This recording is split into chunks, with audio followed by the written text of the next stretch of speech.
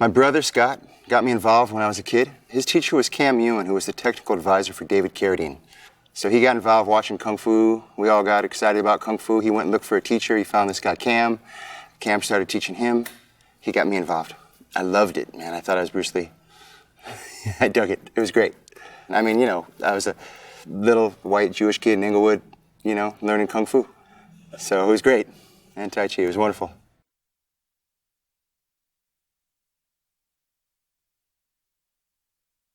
Later on, I was deep into Kung Fu, and I got in a car accident. I was about 20 years old. I was hit by a semi. And in that experience, I had this, what I can only describe as a near-death experience. And in that experience, I had a feeling like there was something watching me. I don't know how else to explain it, but I was totally protected and guided through the whole thing. I moved my knee when the dashboard caved in, moved my head when the windshield caved in, watched the wheels come off, watched the axles come off. I was unscathed. That day, the next day, I woke up and I was completely in whiplash, couldn't move at all. So a buddy said, after we got to the doctor, a chiropractor, went to an acupuncturist, led me to a Qigong guy, led me to a Tai Chi guy, and started rehab. And that's what got me into Tai Chi. So I stayed with Kung Fu, but I moved deeper into the internal arts then, heavy.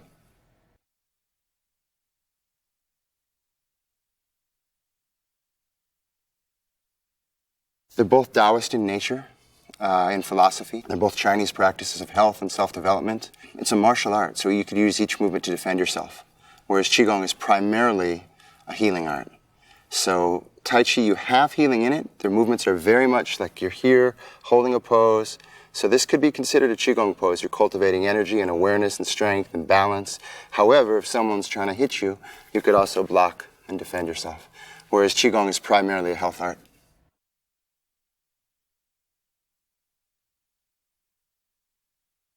Say Tai Chi is an internal martial art from China. Say it stands on maybe 3 legs. One is that it's a martial art. It's a health system, and it's a spiritual practice. That is to say, there's a philosophical lean. It leans towards Taoism, which is not the religion, but the philosophy of being natural.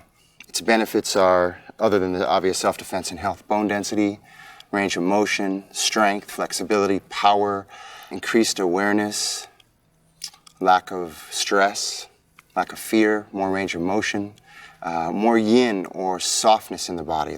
The lymphatic system gets stronger. You get more flexible. You get more like water. You become more fluid, literally. So the Chinese say that at the end of your life, your tongue is there, but your teeth may not be. So yin or softness will last longer than yang. So we don't always be hard. We want to be like water and soft. Or bamboo or grass, right? Flexes in a hurricane. Anything that's rigid will get blown apart. But grass will just kind of sway. It's got deep roots. It's good. Everything's cool.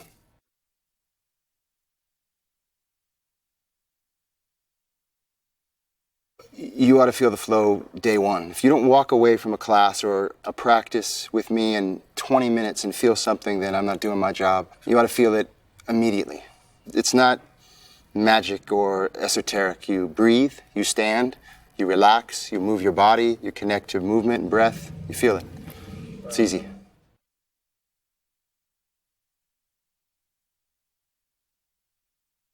I think Tai Chi is great for everybody. So if you're older, it's going to help with bone density. Like I said, it's going to help with balance. It's going to help people feel stronger.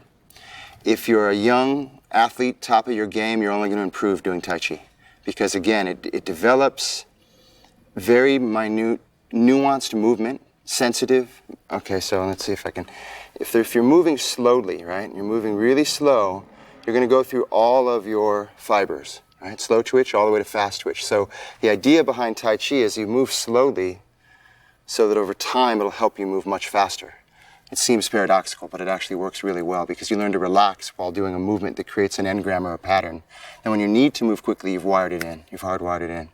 So it can develop speed, it can develop timing, it can develop sensitivity because you're often working as if you're moving through water, right? So this resistance, this imagined resistance, is going to allow me to become more sensitive to what's around me. Through releasing the tension in the body, you're going to have more range of motion. So you don't always have to stretch something out. You can release what's in the way, right? So you let go of what's in the way and you'll have more range of motion. So it's a process of cultivating energy by releasing what's in the way. So it's not diminutive. You'll let go of the obstacles and become more natural. And when you become more natural, we have potential to swim miles, to climb trees, to jump. We all have rocking potential. So it's really just getting out of the way.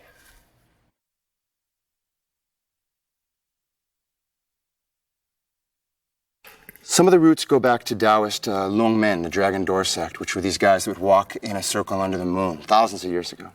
Later on, the Shaolin monks who were influenced by actually Hinduism came down from India into Shaolin, taught the guys Kung Fu. Those guys in Shaolin were monks, but they needed to use martial arts occasionally to defend themselves, to protect the wisdom they had.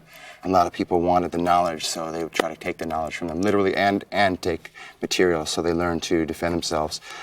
Then later on, I'm talking maybe at this point 350, 400 years ago, Chen-style Tai Chi developed in Chen village, which has its roots in Shaolin.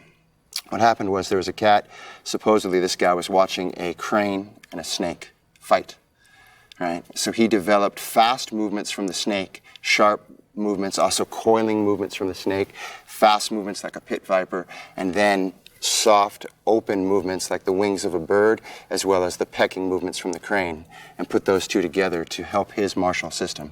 This is one man who developed in Chen village this method whereby he would watch animals and check out their attributes. So can you, and this is where all Kung Fu came from as well, can you move like a tiger and have the strength of a tiger? Can you have the speed of a snake? Can you have the flexibility and the openness of a crane, right? And the lightness. Can you move like a monkey and stay relaxed? So he would take these attributes, put it into the system, and then try to bring that out naturally by repetitive movements again and again and again.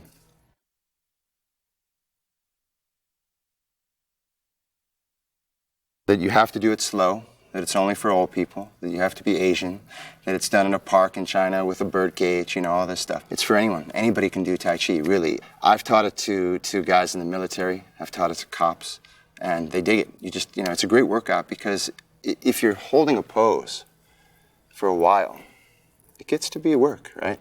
So to hang out here and really drop in, you're going to get stronger in a static way. And then, of course, in movement, you'll get stronger as well. Those are some of the main things, that it's for old people, it's for when you retire, it's for rehabilitation only, that it's not a martial art. Tai Chi Chuan means supreme ultimate boxing, meaning it's supreme ultimate, grand ultimate. This is considered one of the premier martial practices. And the guys that do it well, if we've been practicing long enough, develop martial prowess. You ought to be able to not only defend yourself, but stay really healthy while doing it at any age, as an augmentation or as a sole practice for health. Of course, we need cardiovascular activity, and it's good to run or swim or jog to keep our heart strong, but you can also keep your heart strong through Tai Chi because you're going to be doing low, slow, long, deep breath, which puts the body in a parasympathetic state, which means you're going to calm down. It's going to alkalize the system. So a lot of people are eating really special diets now to get alkalized. Just breathe deep and slow, and you're going to get very, very powerful holding these poses. So you can train the heart, you can train the lungs, you can alkalize the body, you can calm down just through moving slowly and breathing. There's so few opportunities these days to move slowly. Everything's faster. Faster cars, faster internet, everything's more crowded, everything's compressed. And Tai Chi is a way to move slowly and to create space. So you're literally creating more space internally and you're creating more space around you. So you'll feel like it's not that the Tai Chi masters necessarily live twice as long, as everybody else. Maybe they lived longer, like 80, 90 years. They were called immortals because in those days that was a long life. But I'm sure that their life seemed longer because they were more present. So everything gets much more rich when you're present.